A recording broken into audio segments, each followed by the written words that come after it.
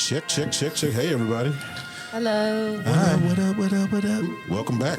Episode 33 of the Prophetic Podcast. 3-3. O is in the building. Yay. How are you? Okay. Yeah. Okay. Thank you, sir. We'll see you next time. Yes, we are. We are recording. Thank you, man. Appreciate you. All right. And Trevor's in the building. What up, y'all? Hey. Yeah. How is everybody? I'm in the building, too. Hey. What up, Drew? How's everybody, man? I haven't seen you all since we did our event last week. Yeah. Everybody have a good time at the event? Yeah, we had an amazing time. Got to see fancy people. The event.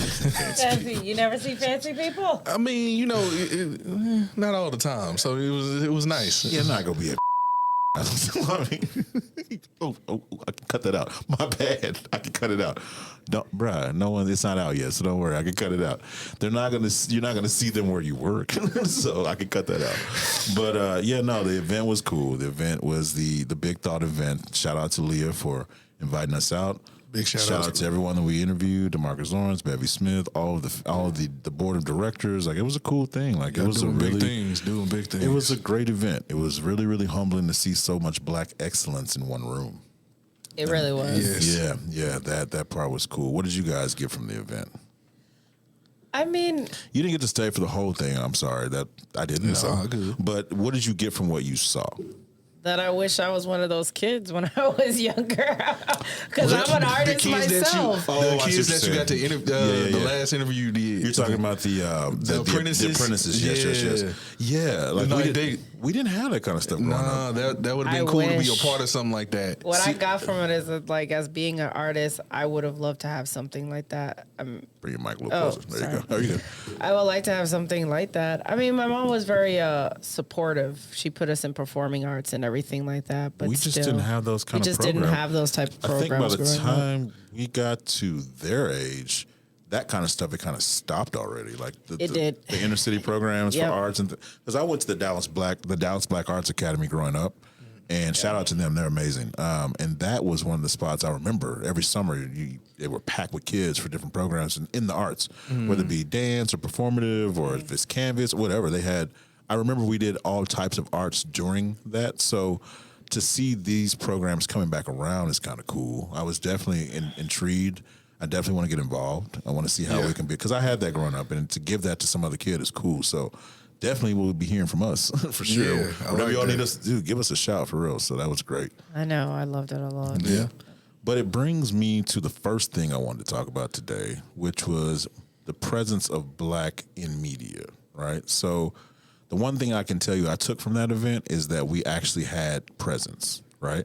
And a lot of times at those big, like, carpeted events, we get kind of shoved to the end of the carpet.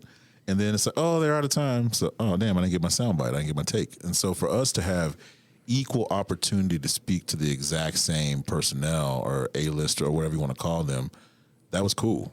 We had just as much time as the other outlets that were next to us as well. So for me, seeing how Leah ran the room, conducted herself, the way that she made sure everyone got fair share of time, the way that she made sure that we were represented, the way that she made sure that most of that media was Black and represented. I thought that was cool, because you don't go in those rooms and see a whole room full of Black media. Like, that's rare that you see all of that. So for me, that was probably the most humbling part. I felt like we were really in something special.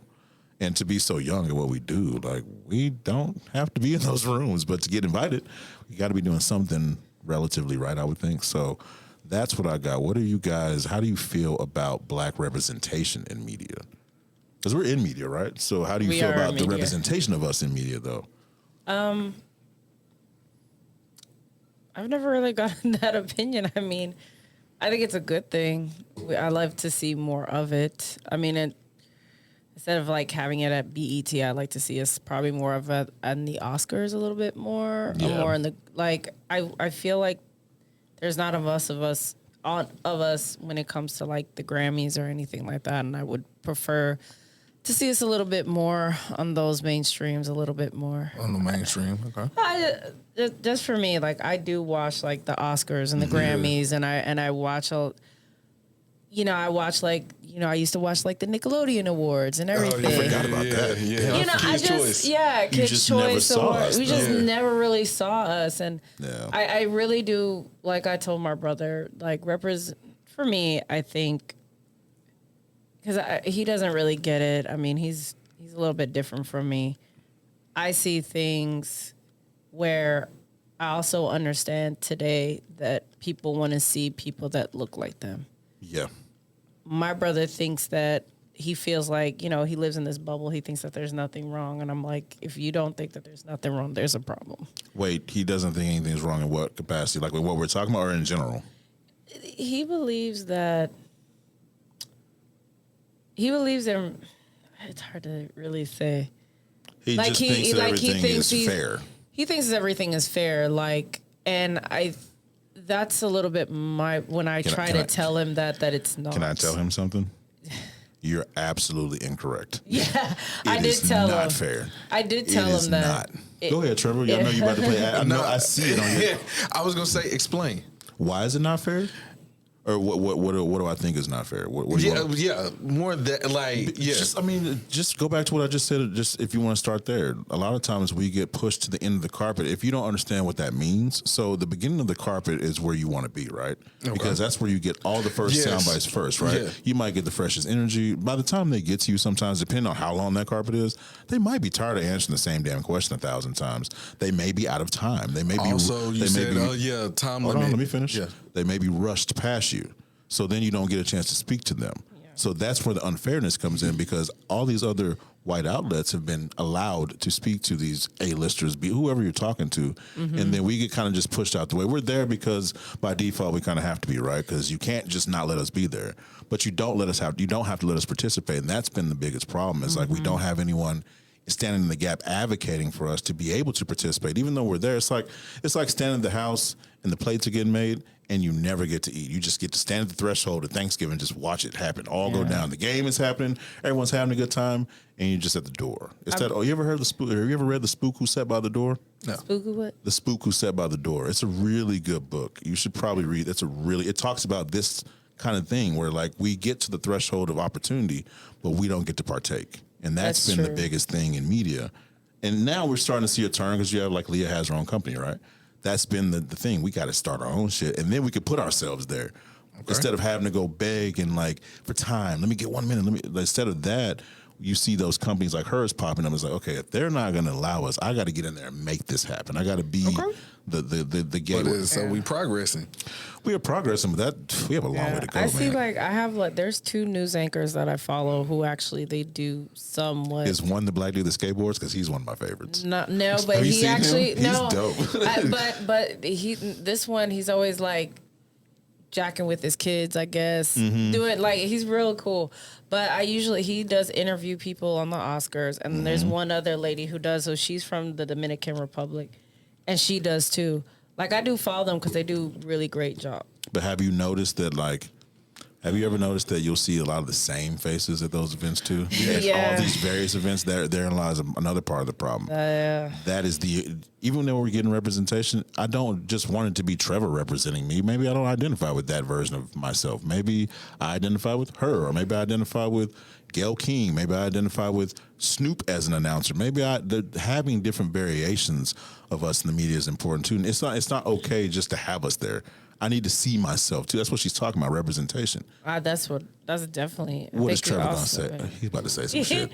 Well, go ahead. He's about to fuck this great point up. Go ahead. No, I hear you, but it's also it's a progression of things. It's progress. So if progress is being made, I mean, Rome wasn't built in a day. So Rome wasn't built in a day, but black people have a hard time getting to Rome. We're at the point where we're trying to get the cinder blocks and the concrete but we're doing it though. We are, but I guess the problem or the fact that it took this long to get there is that is a huge issue because therein lies the fact that we don't have enough equity either. So yeah, Rome wasn't built in a day, but you got to think we're trying to play catch up just to break even. We're trying to get to these spaces just so we have a fair shake. We haven't even had that. Yeah, it's cool like I said. That's why I said it's not cool for us just to be there. We need more than that. We have to demand more than that because we're not that anyone owes us anything. That was but not- if we're going to be allowed to be in the space, I want to play the game. I want to play at a high level too. If I'm going to podcast, I'm not going to podcast just to sit here and talk to y'all. I love talking to y'all, but I want us to do this at a high level, right? Like, Oh, we love talking to you too. no, what I'm saying is like if I'm going to be in the space, I want to really have access to the space. I don't want to just be there and just see it. Like that's not fun. Like that's cool, but you know what I mean? Like imagine the same thing like Saturday, right? This is a really good example. At the thing on Saturday, the only reason you guys couldn't go because of how the ticket situation was set up, right? Yeah. But you were there and you got to see all that cool stuff. Imagine if every time you went and did a media event, that's all you got to do. You never got to do very much, and then you were sent home. That's kind of how people have felt. I would you see what I'm saying? be bored as hell. Right. Like people get sick of that shit. Like I'm like, well, it's time to go. Right. Like there's a point where you want to get in the game. Like it's Yeah. almost like being fourth string the whole time. Like I'm on the team, I got a jersey, but I've never touched the field. Like why would But I want also that? too, you can take those experiences and then create it for somebody else. You can. You can sit back, be taking notes that whole time. It's not nothing goes to waste. No. So I don't it's think like anything you goes to sit waste. back, absorb it, and that gives you the license to then give somebody else their shot, or it gives somebody like Leah maybe a chance to do what she's doing. Right. She learned all that from Experience. experience. Right. So Right. What else did you guys take from the experience? Just You gotta- my nervousness was something else, man. But one thing as It's okay though. It's okay. One thing as being a voice actress and doing these things. I'm old and I've been acting for a long time, even in theater. I'll be honest, things like that are pretty normal to me. I'm always nervous because it feels like, well, I'm about to put up a performance. Yeah. And I think so I always take that nervousness and I tune it into my personality and go forth and beyond. Yeah. And put on that performance and, make sure that I'm still myself, but still, Yeah. For me, other than that, man, I just got philanthropy out of that event. That was another thing. I love seeing us in a philanthropic space too. I love seeing that we are actually out there in our communities, putting in the work and bringing viability back to our communities, which is something we don't see a whole lot. It's not advertised. I'm sure it's happening. But to see it on that scale, I was like, oh, this is cool. Like the CEO dude he was black.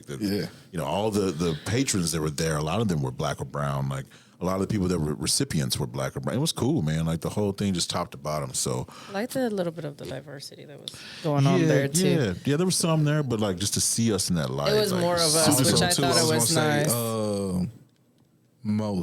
Just about most. The fashion there, like the way they dress, the scale of it, like. Don't you do it? Because I already know what she's. I know exactly who she's thinking That's about. why I said most. You saw my face. That's why I said saw my most. face. We're gonna look at that shit at most because that. You see me braiding my hair. That tutu was hitting. But that's all I'm gonna say. That tutu was. But no, the fashion game, the way these dudes had suits with the J's on, I was like, oh, The dude with I was like, damn, that's how we do it. You're talking about it's the new fashion these days. But like going to events that kind of puts you on that kind of stuff. Like, oh, this is how people dressing, so you know how to move when you in those kind of rooms, or you get to see like, it's a reason why, technically speaking, not everybody can just go in those rooms. Or in those kind of events, not everybody is just there. Like, nah, you gotta, it's a certain level to it. You got to be prepared. No, I hated my dress. You did? I did. You know the funny thing is? I hated my dress so I'm gonna bad. can I tell you a secret? What? I haven't said this yet. So we were on the phone before you got We're on the phone before you got over there. Shut up, man. Let me finish this shit. It's not I just bad. wanna know what It's he's not freaking bad. It's cracking just up funny about. as hell. It's funny as like, hell. I was like, wow, she probably gonna show up in some pink ass dress. And I was like, and you opened the door, I was like, yo, she is in a pink. I called it. He called it. Dead He on called too. it. I was He like, called I was it. like, I know her. She probably gonna be in a pink ass dress. Watch. I was like, nah, she ain't. He was like, nah, she probably gonna come in something. I don't know what he said. Yeah. And then you shut up. He looked at me. I was like, shut up, man. I know. I called it, and it wasn't like it was a bad thing. But I know you. Like I just feel like I know you so well. Wasn't, Yeah, I know. just saying. And I didn't have the. Yeah. I just want to push something just for the hell of it. I feel like I need to just make noises. Let's just say, Just make noise. yeah. I could have wore that. There was I'm one so chick. glad you She had, didn't. Yeah, we glad you didn't wear that. We're I never would going. We're never never. going to tell you what we're talking about. I would never. We're never going to tell you. Ever. Can't let You that would one. never see me look like I'm going to the Olympic skater ring, okay? Man, so then the weather was nice today, and I'm not going to do this to this person, man. Anyway, man, so what else? Moving on. The other thing I wanted to talk about in black media is I like these relationships that are popping up, like Jonathan Majors and Michael B. Jordan. I know we don't typically I was talk just about, about to talk about but that. I like what they're doing. They've teamed up. There's such a negativity too behind it as well when it comes to that, because they feel like, because there was a black and white picture with them giving a hug to each other, which I thought was amazing. Yeah, I liked it. But the backlash from it was just. Wait, what have you seen? Yeah. The backlash of black men saying that, this is destroying our masculinity, feminizing us. What's his name? I'm bad with names. He is up and coming. The one who was hugging Michael B. Jordan. What was his name? Jonathan Majors. Jonathan Majors. It first started with him doing that shoot, him wearing the pink jacket with the boot jeans. Not going to lie to you, and I to would be do that honest, too. he did that in representation of one of a huge major anime character from One Piece. I saw that. Yeah. And one thing I know about him, he likes anime. So let's get that one. There's nothing wrong. There's nothing wrong about men doing this at all. Because if we were okay with Prince doing, which was a total metrosexual, what is the problem? Well, I don't see, like, just telling your fellow man that I love you, I care about you, let me give you a hug. I believe that's so much of a U.S. thing, because, like I said, in my culture, men hug, and my father gives, loves his son and his grandsons to be like, let me give you a kiss and all that kind of stuff. I'm just saying, I feel like here in the U.S. it's such a big problem, because if you go to Italy, they give hug, kiss on the cheek. Haitian, most all other that. cultures, actually. A lot of other It's countries. only here where this, I can't hug you without saying you're gay. It's always like pause or no homo, which is so Right. Yeah, like, why you gotta add Sometimes Why? there's some. If you heard what he said earlier, I wish I was recording. I wish I cannot remember. What you said, I cannot Trevor? remember what he What said. you said, Damn it! I Trevor? was setting up, and he said something hella. No, it was hella about pause what it- worthy, and I was like, Oh, my I wish I was God. recording. Oh no! You know what it Can was? you I remember? know. Yes, I can. Yes, I can. This USB that runs to my laptop, right? The cord was hella long, and he was like, "Damn, that thing long as hell." I was like, "I really wish I was recording right now." See, shit like that. See, It shouldn't even- that's it the shouldn't even problem. matter. That's the problem. Exactly. I think the It shouldn't U.S. even- I think in the Like, U.S. you things got- are so that shit done go on the- over-sexualized. That shit done go on the Time 10 out. You now. got two I- grown ass men in the room by themselves. You talking about damn that thing long, and I'm like, But you didn't have to think that. It was you was talking Exactly. about the cord. You know what I Obviously, was you knew. talking- You know what the See? problem is?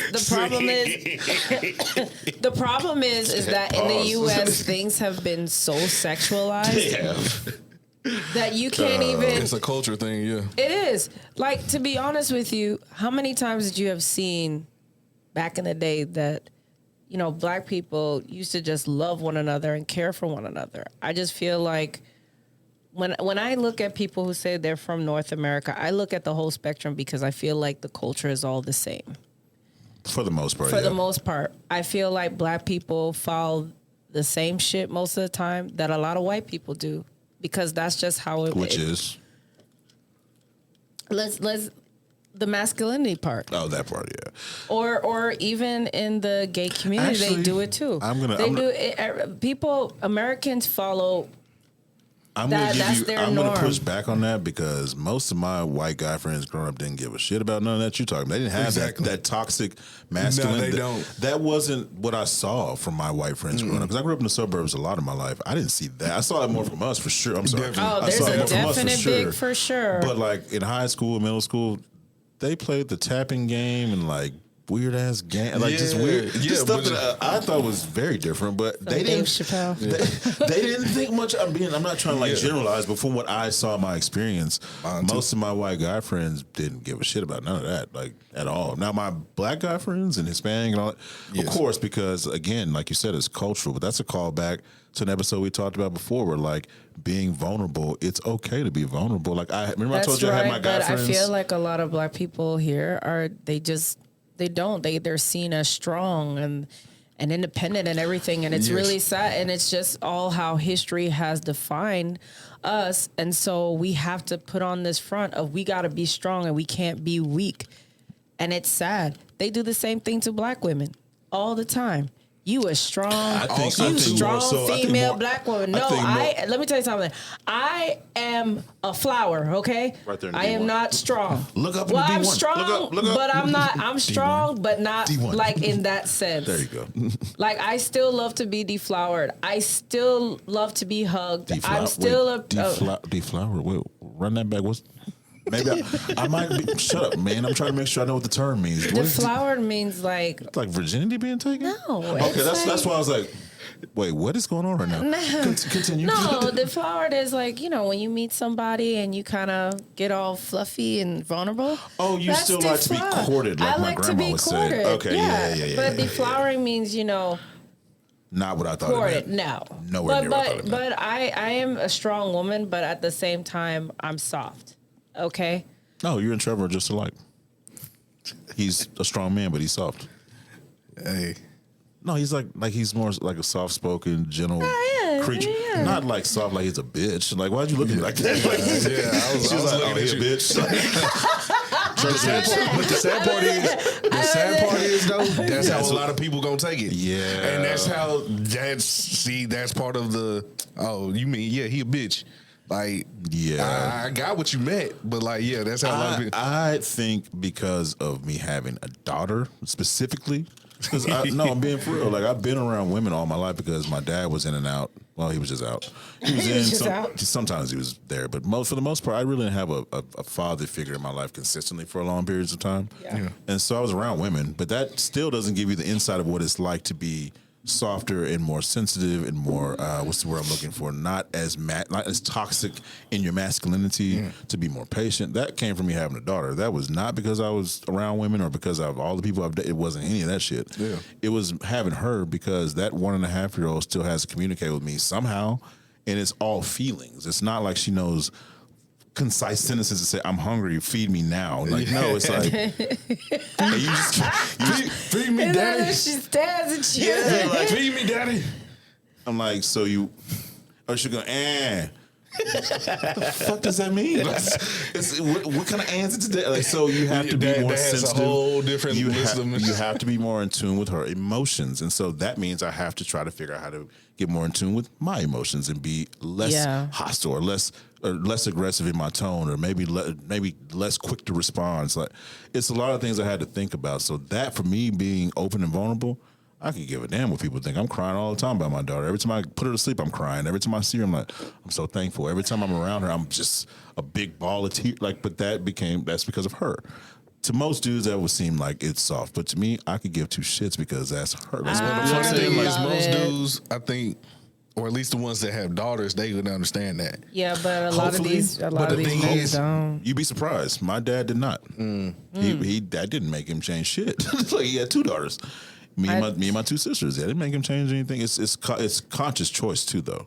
Yes, you know what I mean. You can let it shape and mold you, or you can not. For me, I just gave into the process. That makes sense. So. I'm glad my dad's Spanish. I'll be honest. I'm sorry. What kind of racist shit is that? It's not. It's just the fact that my dad is like real sensitive, and he's a Spaniard. They're really lovable people. Just trying to question what she thinks about black people. You really want to know? No, exactly. Maybe they do. I do not. No. Black people, we come in all shapes and sizes, and we come in all cultures, period. It's just the thing is about it, I love everybody, but I have my opinions about everybody. There you go. I feel like that could get bad real fast.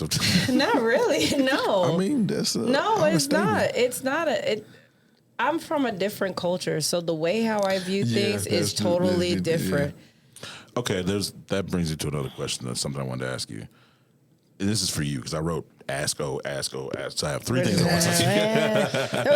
That's how you said it.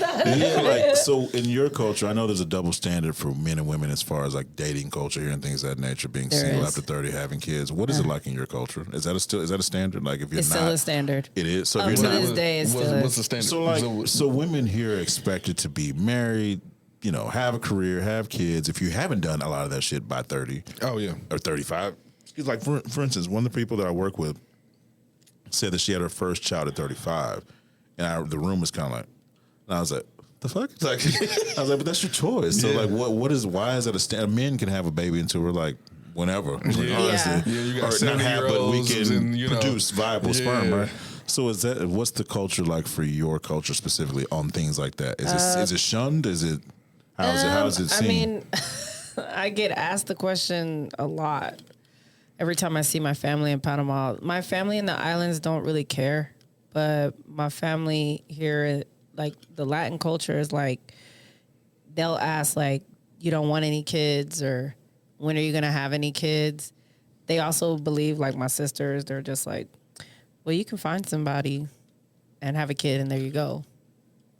Oh, just go have a baby. Because you gotta have something before it's too late. You gotta build a legacy. You're not an incubator. You gotta, it's like, and I love my sisters, but that's a hard mentality. Like it's just like they had kids at a young age and then they kept on having kids, and you gotta also remember that abortion is illegal in my country and they're Catholic. Like in totality, nobody. So there are people that have kids. There you go. You have kids, but it's supposed to be a good thing because you gotta continue with the legacy. That it's like keeping the name, and that's like the important part. But you were saying like there's a stigmatism. A lot of it is on black women, right? So in this country, you'll fall in that category because people are just stupid, right? They don't know you're Afro-Latino, right? In your country, is that same stigmatism applied whether or not you're single, or is it just are you so you're single by yourself, no kids, right? Is that seen as weak or is that seen as strong? No, they don't. It's seen as there's a disappointment. Like why you ain't got no babies? Why you got no babies yet? You need to find somebody. You need to find somebody quick, or you need to find a guy, and there you go. You don't have to marry them. You don't have to marry them. As long as you. Yeah. Okay. But I tell you that. Right. Well, one thing I love is that my dad is not the traditional. So he don't buy into that. My dad is just like, no, baby, continue to be single and live your life. That's my dad. What if you were single with kids? Would that make a difference? My father would hate that. My mother would hate that. So they would rather you rush into a scenario where you just get a kid. My mother would. My family, like my mother and my father. Well, my father just prefers me to be single, do whatever I want. My mother, she's just like, she wants me to be with somebody. So they rather you married them. Right. So you were saying someone said you could just find somebody quick. That's my sisters. They'd rather you rush into a situation. My sisters are very traditional. So I'd rather you stand solo dolo and be strong on your own. Not saying you have to be strong, but like I would prefer to see you in a situation where you were happy, you were taking care of your kid, and you weren't in a situation just because. Oh no, that's why I've been single for so long. Like I would prefer that than you just rush to get it done. That makes no sense to me. No. My sisters are very traditional. My family on that side is very traditional. My Caribbean side, they don't care. Women do whatever they want in the islands. That's a different type of culture. I see. Whether you're married or not. We hold a lot of high cards in certain areas. So which part of your culture are you speaking on this? The Latin culture, more of the Panamanian culture. Yeah. Okay. That makes sense. But your Caribbean side is different. Yeah. It's more free-spirited. Very. Okay. They're very free-spirited. Okay. I mean, if you have a kid, cool. If you don't, well, you're an auntie. There you go. Okay. So let me ask for you, as a man, you're 30, right? Yes. No kids, no girl. How does your family see that? because it might be different from the male perspective. How does your family gauge you because you haven't gotten married, haven't had kids, don't have a relationship? I really feel like I'm calling you a bum ass dude, but you're not. Yeah, in a way. But it's like, I know you good. I know what you're doing. As I was like, you just naming all I the feel like you suck, you But ain't also, shit. too, Like, my no, bad. you'll be surprised. No, it's a lot of the same things. They just more. How do I say it? They want the best for me, and because they know me personally, like they're my family, so it's just like they want to see me with somebody. It's more from like that. They want to see you happy. Exactly. Okay. Yeah, it's more that. What if you had a child out of wedlock, which I did, so whatever. If y'all don't like that, I don't care. I got a lot of those questions like, why haven't y'all got married yet? Yeah, then it would be a lot of that. Yeah, it's like, but did you ask me what my business plan was, like what my financial landscape or my forecast for that might be? Did you ask what our plans were for the future? Did you even ask if we're planning to get married? You just literally, I always get this question, why y'all ain't married yet?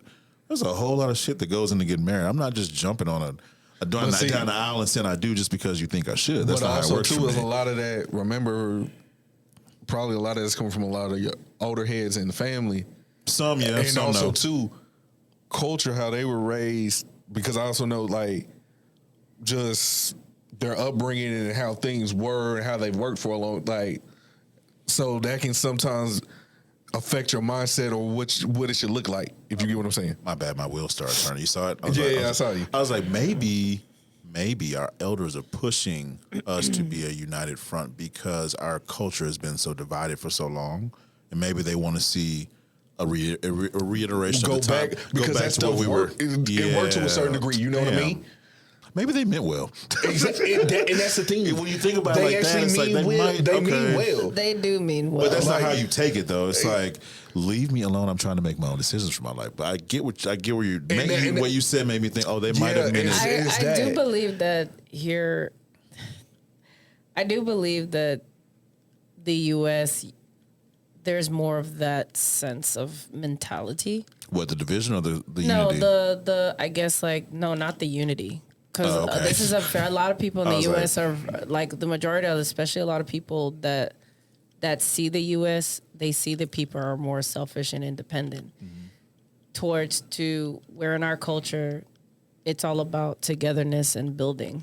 So that's why these things are important, like marriage and children, because it's to build a legacy to continue.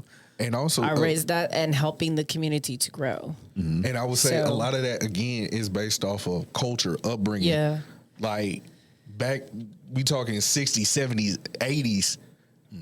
Families were together. That's like, why Indian cultures do it too. A lot of stuff like having babies out of wedlock, or being with somebody not being married, shacking up. It was uncommon. That stuff is frowned upon. So these a lot of what's going on now is frowned upon. So we might really be trying to.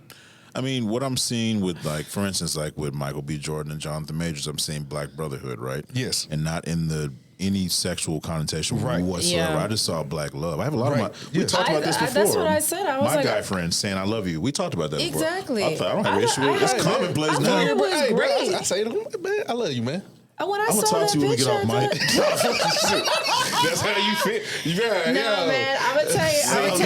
When I saw that picture with them, I thought that was cool. I was like, oh, that's so sweet. But I like seeing that. And I do again, that's the too. representation piece too. Like seeing representation again, circling back, it's not just the face, it's the actions you see too. Like seeing your brother embrace another brother, that's cool. Or seeing the family structure, that's cool. Exactly. Like when I watch shit like the Upshaws on Netflix, which is The what Shaws? the Upshaws with Mike Epps. It's a family, it's a weird dynamic, but it's I know what you're talking fucking about. hilarious, though, but it's a family dynamic, with right? Wanda Sykes, right? Yes, shit is hilarious, but it's a family. It's something I It can relate is. to because I've seen that in my life, right? So seeing that is what I was talking about with representation, not just the blackface though, but what you made me think of is there was a 400 and some odd year gap where a lot of us were being divided and sold off and all that kind of shit, right? I would like to think that before all that happened, going way, way back, there was probably a lot of family structures, if I had to guess, before it got destroyed. Well, there and was- maybe we're trying to just rebuild that. Maybe that's what this is. Maybe that's what we're seeing. There was this African guy on the comment when they were actually, talking about that. And like a lot of Africans were saying that that's normal. It is. And so I really believe what you said, like before we ever came into slavery, this was something that was just normal amongst us as Black people. Because if you go back overseas, that is common. The behaviors haven't changed, I would imagine. It hasn't changed at all. It's probably just generational, right? So what we're seeing is also generational too. A lot of those other countries, like especially even like in Africa, India, like and they all can that. have multiple. They'll have multiple wives, kids with like.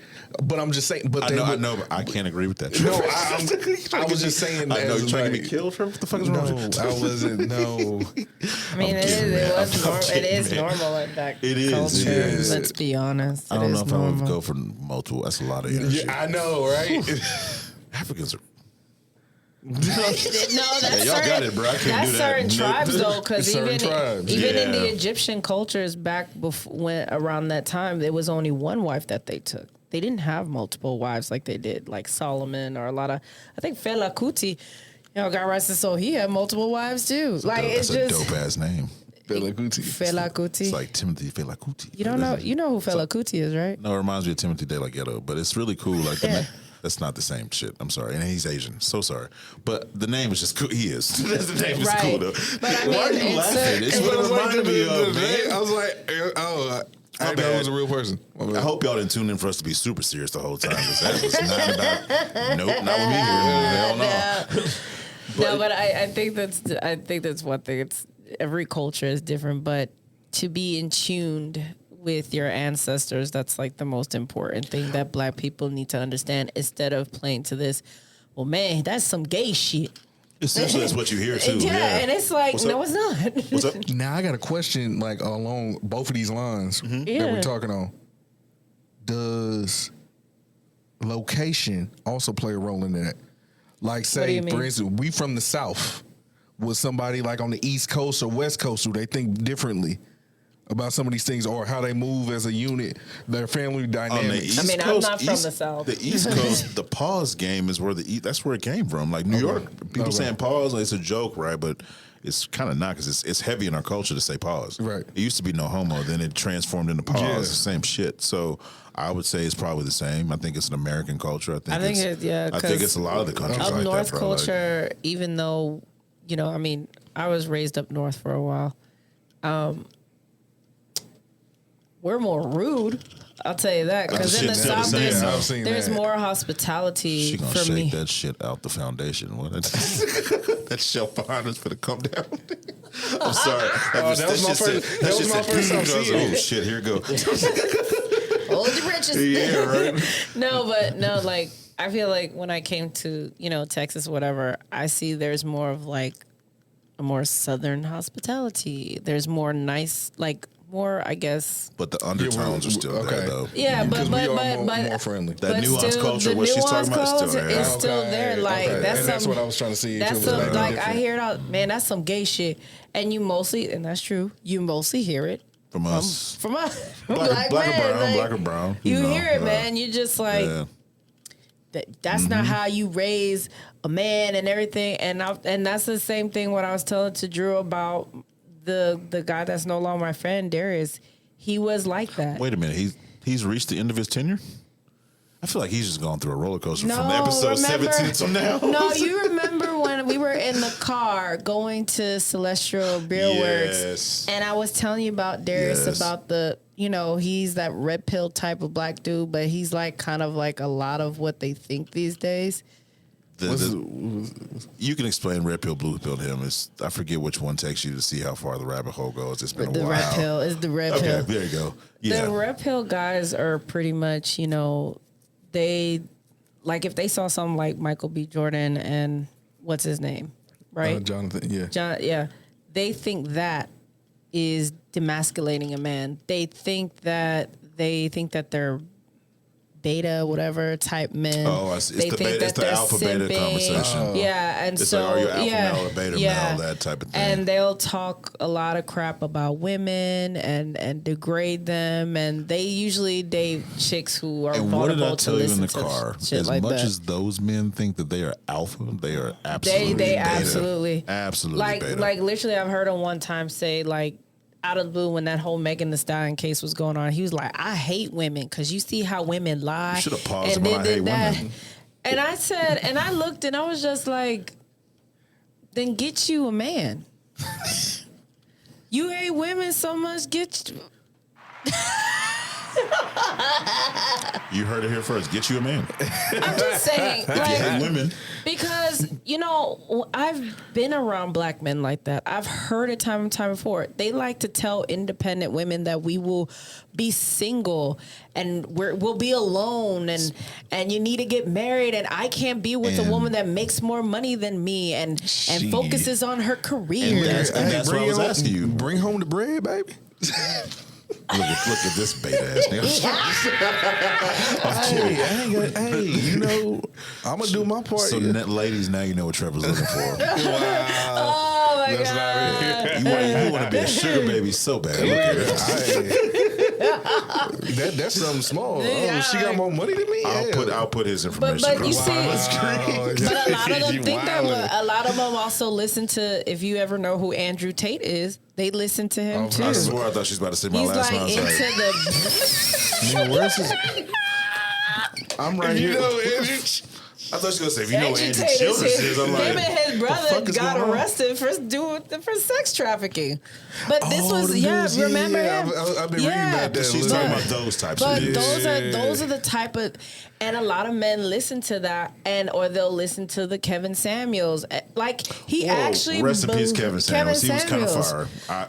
I like Kevin Samuels for some things, not There everything. was some things, not all. You got to do things. your research. He was dope. But a woman, it depends on what you're listening to him for. He was very, very a lot of what she's talking about, but he did make some good points. No, it's too. not that he did not make. He did make good points sometimes, but there were times that he did say certain things that fall in line with what we're talking about. and so and Darius was one of those. You know, he this is a type of person who, like, his friend has 6 children by 4 different baby mothers.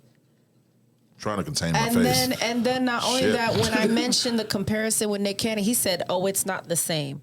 How is it not the same? Well, because Nick has 11, he has 6, so He Nick is said, winning by 5 right now. But no, it's because I said, right. That's what I said. That's what I said too.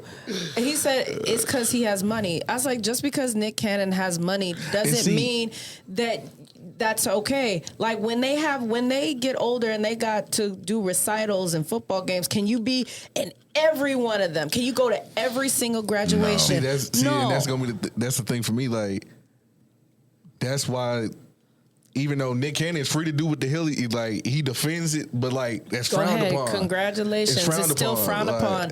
Even like, in to have other that many cultures, baby it mamas, is. that many kids out of wedlock, like. So since we've landed here, I don't disagree with what he did. I don't frown upon it because it was consensual. That's what they want to do with their lives. Right. They want to build a family, a farm, and a tribe. Have a blast, bro. That's just not my style. Right. 1 or 2 max.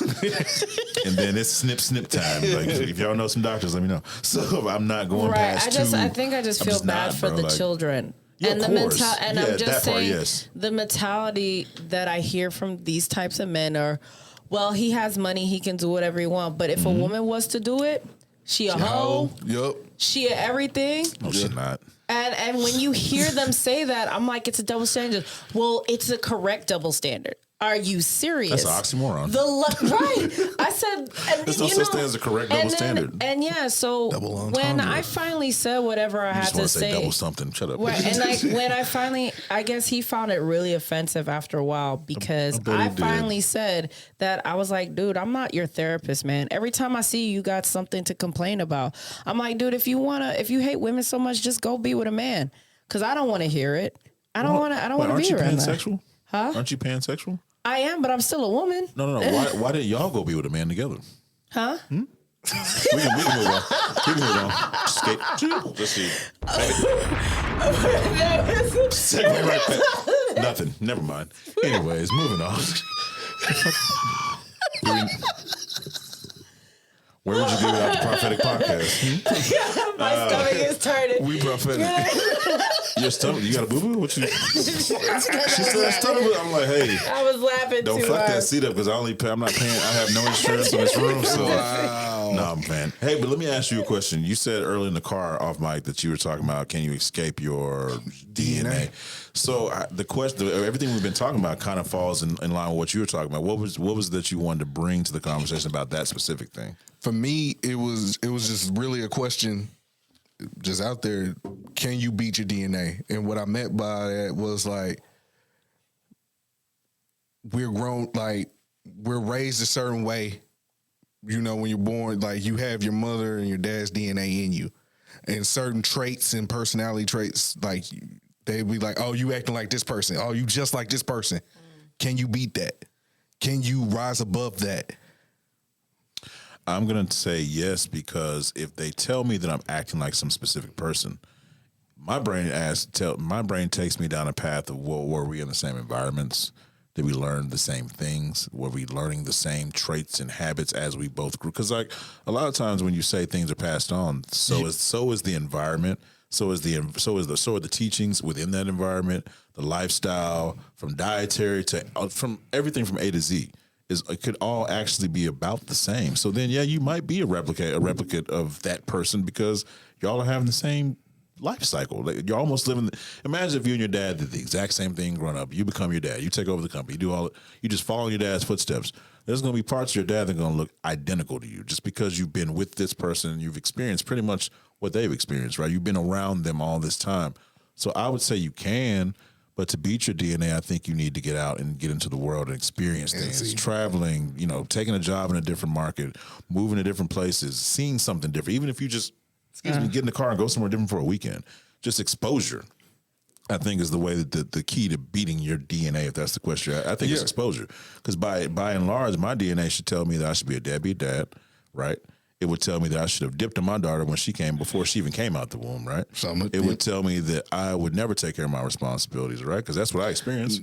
If you want to get to the nitty gritty, you ask me this question. The truth is, my DNA from my dad to my stepdad. Okay, I see what you're talking about DNA, right? Yeah. My dad to my stepdad, I didn't see much of that. I didn't see much responsibility being taken as far as the kid, right? So right. So then, if that's the case, I should be a horrible father right now, right? Yeah, but I'm not, because by choice and by exposure, I became a good dad. I was exposed to not having a good dad. Yeah. I know what that shit feels like. It's horrible. I would never want to do that to somebody else, because it sucks. Like, you need both parents for certain things, right? So I would say you can. I think you can beat your DNA, but I think it takes a little bit of work. See, it's that part, the effort and the work. You got to work at it, because I've seen a lot of people. You disagree? I agree to disagree. Let me get the disagree then. Go ahead. Go ahead. Well, my dad's an artist, right? He's a musician, right? I'm a prodigy of my father. That's a DNA that he holds, that I can literally do the same thing that my father does. I also have certain traits that I've noticed that I have, that I do kind of sporadically. Like the driving of the car. My dad drives like this. I've noticed I've done that too. Okay. Like, I'm just saying. Now I know where it comes from. So, my dad. What is this shit? My dad has a very worldly knowledge about himself. He's very knowledgeable in the world because he loves to travel and everything. He's very independent. I got that.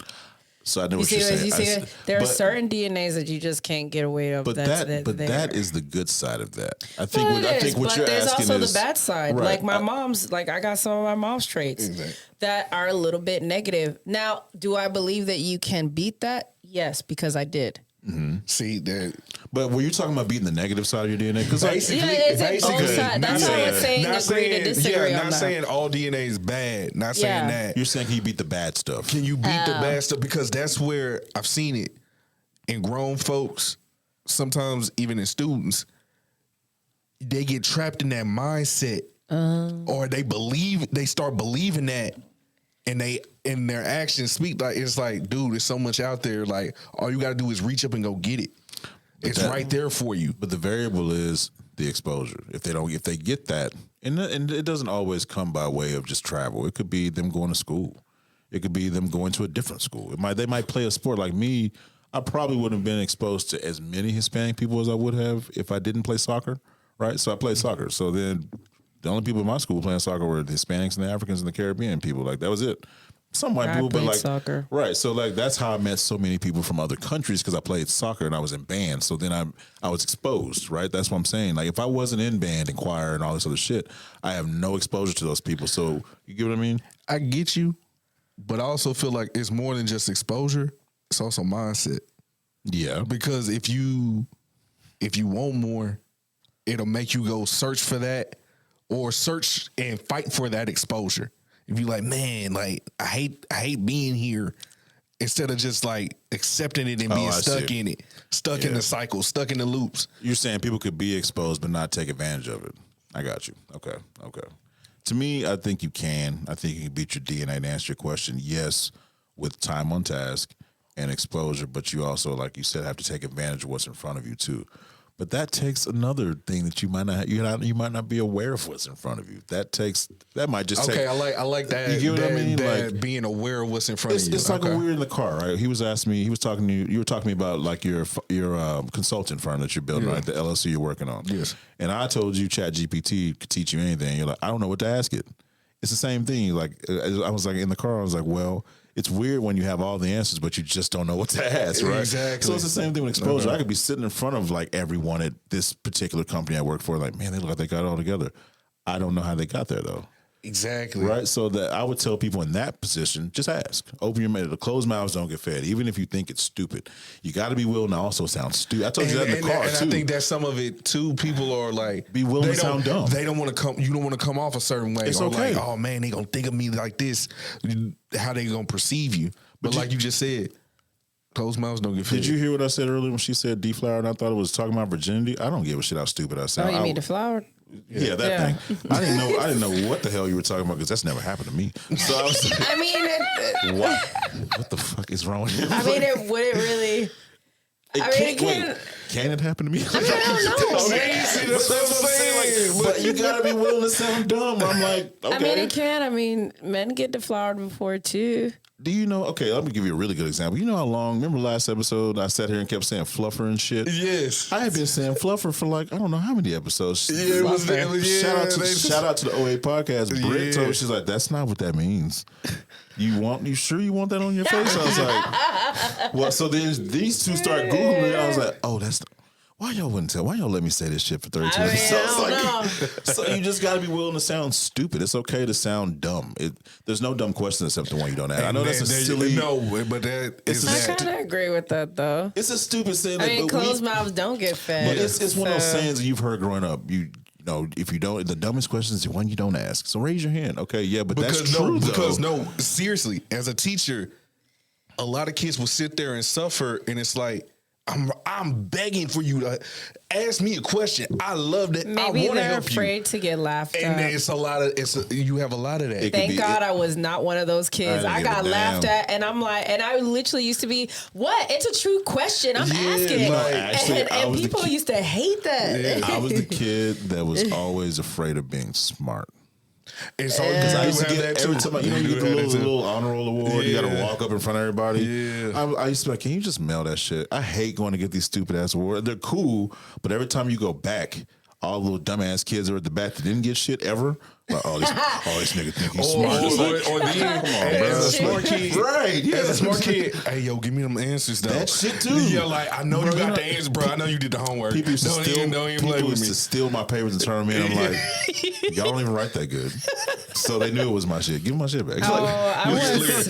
Go ahead, give me the answer. Mean, it's a C. It's C, right? It's C. Yeah, I felt that. My ADHD and the way I was, like, people thought I was like when I read a book, I would use like a different voice to act out the thing. And I would actually do, and I was really smart. That's what I do when I read. Yeah, when I'm reading, but I did it out loud. Yeah, no wrong with that. But I was like, I wasn't afraid to tell somebody off in the classroom. Like, I do whatever I want. Or I said, or they were like, "Yo, you're really good at this. I used to do some evil shit." They were like, "I'm like, sure, I'll help you out." Not that look. Not that look. And then they wind up. You and them Japanese demons you were trying to explain to me before the show. I was like, they're yokai I was and they're like, actually good. Don't you bring them Yokohama demons in here? I just see the way as soon as she said they demons, he walked out the room. Don't you bring them Pirelli demons, whatever you said. Yokohama's, Pirellis, whatever they Listen, no. I was just a very confident kid. And when I got older, I just became more confident. My mom just taught me not to have people mess with me. So then that answers earlier that question you asked, I was asking what people think that is good or bad for you to be a strong, you said you were being a strong, independent woman.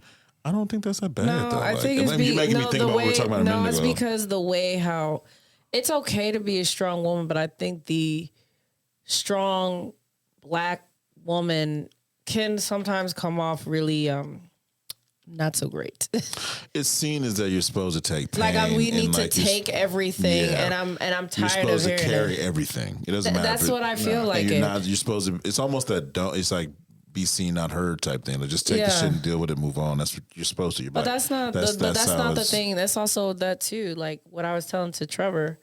That also goes back to what I was asking Trevor about, like why a lot of, especially these black guys in like the industry, like the sports industry, why they go after these white women and black women as us seen we're as here now. well, no, because we're seen as this ghetto, or we're gonna call you out about your shit or whatever like that. But it's Is that like how it's seen?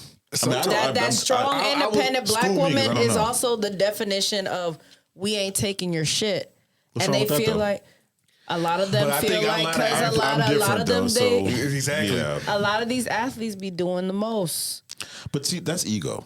That's all. That's Yeah, rooted, but you that's see rooted it in more. ego. You But I'm see saying- it more and more in that type of Because industry. I would say about 6, like if you watching NBA, NFL draft, the young dude, even if you look, probably I damn sure want to say 60 to 7%. Can I tell you why I might think that might be? Go ahead. Representation again. that Go ahead. too. Oh, I think you said this Because if I'm in the league, right, and I'm in these rooms again, here we go back to these rooms, and what am I seeing all of the time, right? And it gets to the point where at that level you guys are talking about, those circles get very small. True. So your access might be grand. Like you might see some beautiful people, but you might start seeing a lot of the same shit over and over. You'll start to realize there's not a lot of black and brown women in these rooms, right? Yeah. I'm talking about that dating pool changes a lot. When you get to certain statures of money, not saying that we don't have money, but if we're going to get it real, those rooms don't look the same, right? Like that might be what you have access to. And I think I see it more and more. The You know what I'm younger, saying? because in the older generation, like, it starts Jordan and stuff like that. I mean, I think it's a little bit different generation because you saw more of like more basketball wives who were black. Today, you don't really see a lot go of back. that Think about too. this. Go to your high schools, right? Think about the athletic departments. Think about the games. Think about the circles of those people hung out. Just imagine the lunchroom. Who was sitting around the table? The black athletes, the white cheerleaders, the volleyball players, the softball, all those groups. That's true. That's all you saw. That you saw them with each other. So Yeah. by and large, they're probably just going to date each other. They might not even be thinking about this is a white girl. They could be thinking this is who's in my group and I like her. True. It might be just that simple. Now, not everybody. Not everybody, No, huh? as you get older, 'Cause people pick and I've choose. I've heard some but you get what I'm things. saying? Like I their do. inner circle is what they're looking at, and that's what they're pulling from. It's not as easy. Now Drake is an anomaly. He can go pull them off Instagram like left and right. I don't know how he does that. But Drake for the- like them thick black women though. my point. But he's also not afraid. He's also not American either. If you know that, he's Canadian. That too. Different breed. So, but here, what you're going to see is those circles are going to look a lot alike. They're going to look the same. Like if you get into these athletic circles, it's not much different from high school. A little bit more money, a little bit more stature, but it's I not. always thought those circles don't change much for those people as they get older. They just don't.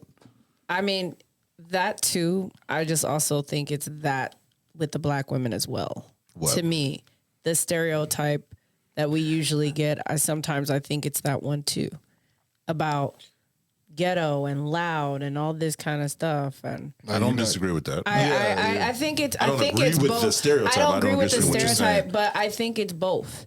Yes, that too. But you can't tell me that there's no successful athlete black woman. There's tons. Because I mean, Steph Curry is a black man and his wife is black, even though that they're same color. But Okay, See, you want to do this? No, I'm just saying. Serena Williams is not dating a black man, so No, well, no, Serena Williams, a lot of black men talked a lot of shit about her. They did. Fair enough. But And it's the same thing as Napita Nyong'o. It's the same Okay. thing. Okay. Nyong'o. It's the Okay, same I thing got- as a couple other dark-skinned black women who a lot of men said, a lot of black men have talked nasty. Even athletes have said nasty things about Lupita, and they wind up with a white man. All of a sudden, when they do, black men got some shit to say. But It's like, damn if you do, damn if you don't. But also that goes the same way. How many brothers got ripped up by the black chicks? How many black athletes got ripped up by the black chicks? I'm not But it's 'Cause very like- rare. But it's very rare to hear. We hear more black men talking 'cause a lot of also- shit. But also too, because some of the male stuff, I'm gonna make you pay. Ego. Or it's like that, you dissing me now. How many Is But it is ego it or a is majority? Because it's a very small minority that you hear Question. black women do that. if I may, question: Yeah. Is it ego or is that pain being redistributed? I just feel like it is. For me, I use the ego to distribute the pain, but it was coming from a painful place. I remember when I was in 7th grade. And this chick, I was like, it was a cute black chick. I was smiling through the door.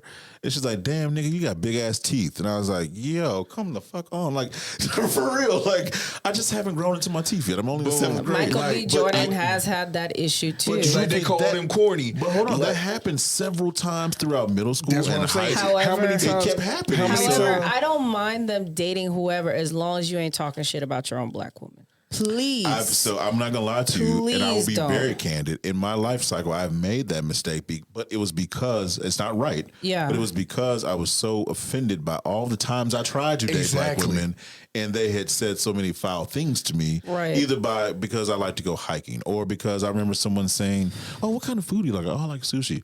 You eat sushi? Like, where are you from? Yeah.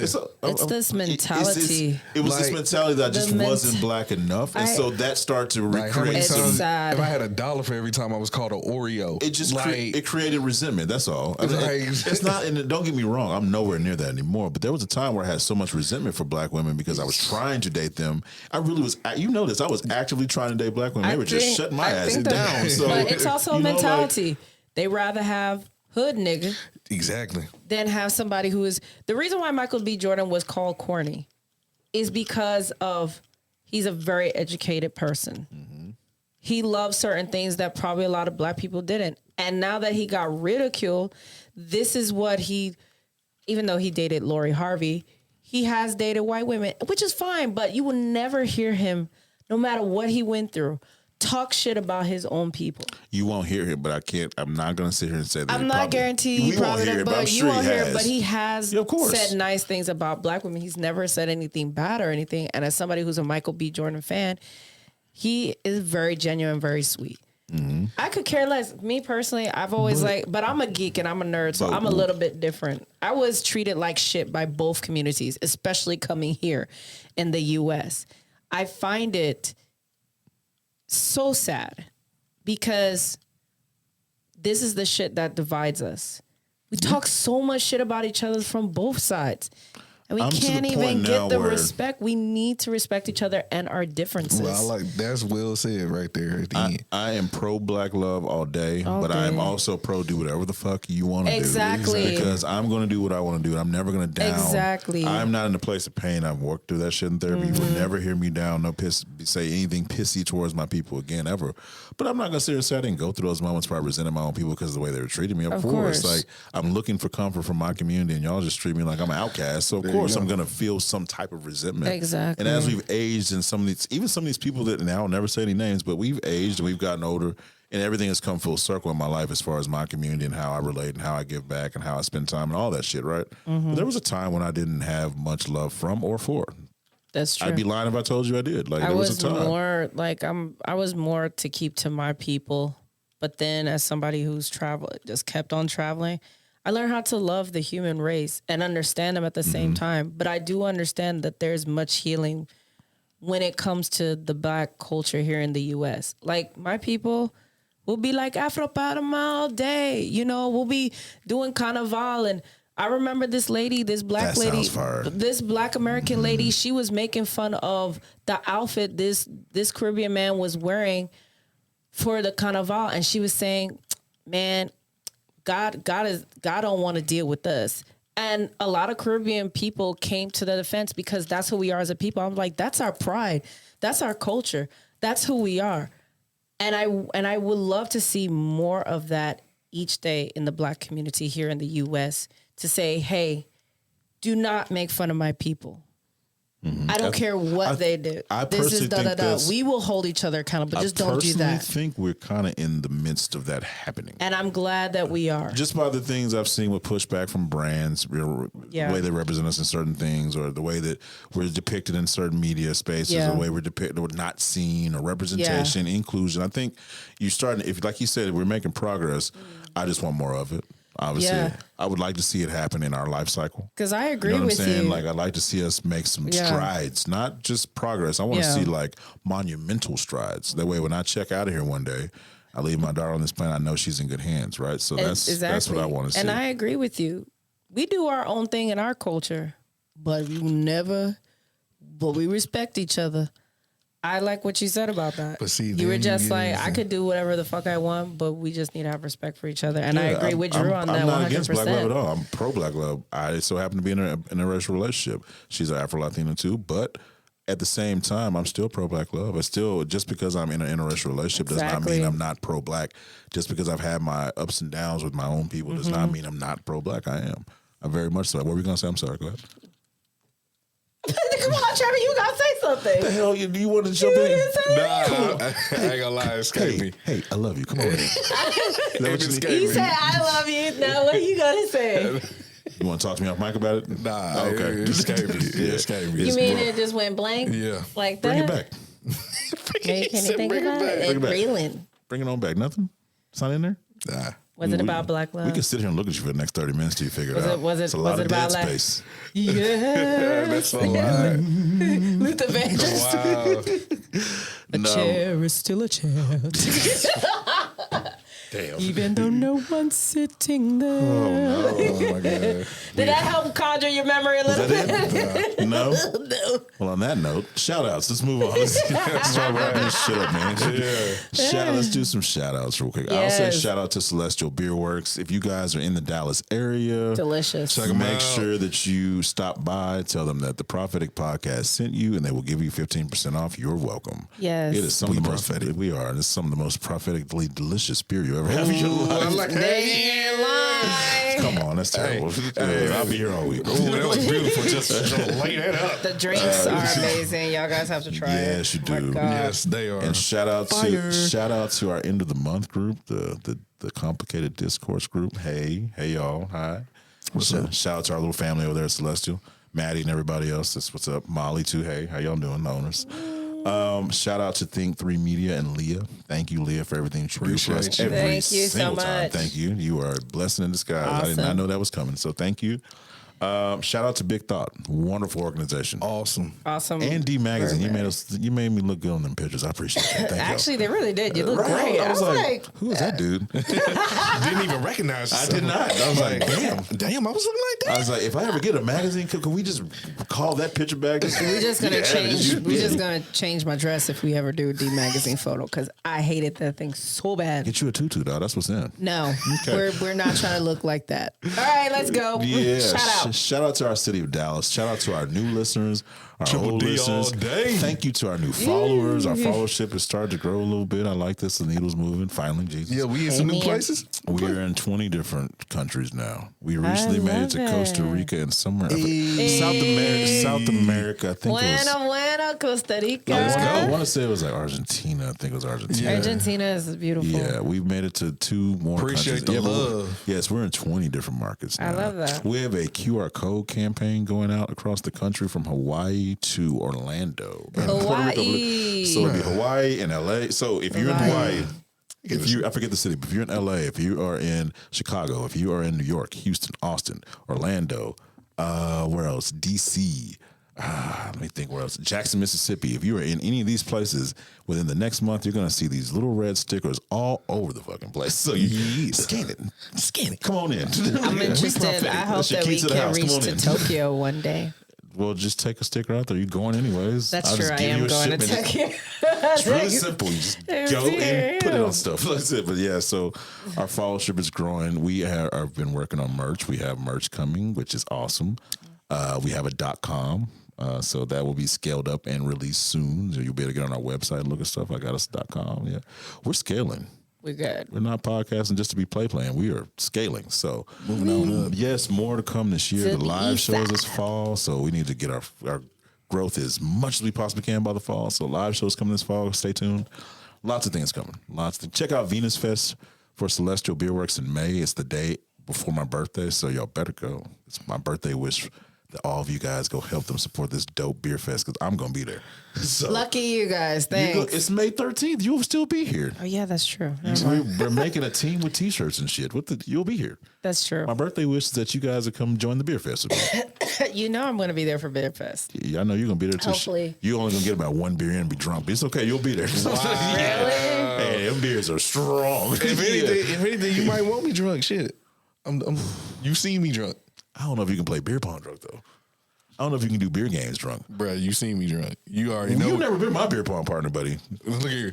You never. Look here, but you seen me drunk, though, so you already know what it is over here. They call me NBA. They call me NBA Jam. Heating up. Just heating up. On some beer pong? Yo, I've actually never played, so. What? How are you talking all this shit and you ain't even played? Well, I'm just saying you see me drunk, so I can punch you. You never played beer pong? Nah, never have. Don't you say, oh, you're an athlete. He athlete on what? He never played beer pong. Yeah. What did you? I don't even want to know what you played drunk. Oh. You see, I feel like this can get real weird real fast. Let's just move on. So shout out to all of our new listeners, older listeners that have been around with us, have grown with us. Thank you very much. New supporters, thank you, of course. If you left, I'm sorry. I don't know why you would. We're wonderful. Come on back. You can't get enough of these voices. You know you can't. So come on back. Thank you to everybody, honestly. This has been, what the fuck is wrong with him? Every time I remember that last time. You said voices, I was thinking of something you told me. What did I tell you? Nah, it was what somebody else had told you. Oh. So that thought just popped in my head. Have I ever told you what that girl said? I mean, I heard one girl said that her boyfriend doesn't like her listening to us. That was another, yeah, a lot of them don't. I wouldn't want my girl listening to me either, but no, she said my voice was like, she said it sounded so good she could drink it. Probably one of the most disgustingly awesome compliments I've ever had. Baby, I could drink your bath soda. That's exactly. It was such an Somebody was fetishizing about fucking Drew's voice. Drinking Drew's voice, yes. That's it. In a cup. Hot cup of Drew. You should have a tea. You know, maybe if Celestial makes a beer for you, she can have all of it. Drink it up. You can make it into a hop. His voice, I can just drink it. Like, so I'm sorry when you said voices, that's what came to my head. And it's going to be named The Voice of Drew. No, please don't. That's what the beer is going to be. Fucking disgusting. The Voice of Drew. Hot cup of Drew. That's disgusting. Hey, if any coffee companies want to partner, I'm with it. Hey. But no, it's been a blast thus far, man. This is so awesome that we're still getting to do this. We're episode 33. 34 will be out in a couple weeks. We're still going. Like, 33. By the time we get to triples, I'm going to forget the numbers. I'm trying. He keeps up with the number for me because before I was like, what number is this? He's like 33. I was like, cool, thank you. So no, I do what I do. We appreciate y'all. You sure you just don't look on the site and look what the episodes are? But you know, he was busy with stuff, so I did do that. But I think he's trying to say why you didn't do shit. No, that's not where I was. Yeah. That's not where I was going at all. He over here instigating shit. I am. No, but before we get out of here and wrap this up, what do you guys want to say to the crowd, to the audience, our family out there, our prophetic family, besides we prophetic? You already knew where I was going. Caught you before you did. Is that what you were going to say? That's exactly what he was going to say. That's all he was going to say. Damn. You can still say it. Not now, though. Don't do it. Okay. No, we gonna end with that. I was going to say, hey, don't be afraid to be you. Look right there at D1. And we're not talking about scholarships and colleges. We're talking about the camera name. Don't be afraid to be yourself. If you got questions or you like, speak up. Like my boy Drew said, closed mouths don't get fed. You don't know if you don't know, you don't know. So find out. Grow. Yeah. What you got? I just want to say, everybody. Was kung fu fighting? Could have been that. Nah, man. That's my kung fu shit. Nah, man. I can't. Hey. Go ahead. Yo, guys, please. Couldn't help myself. Go ahead. Right. Please, you guys.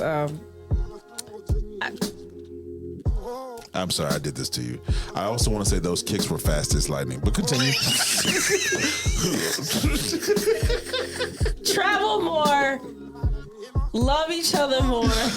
Oh, shit. And there you go, because I have nothing else, because you fucked up everything that I was about to say. I go Blake too.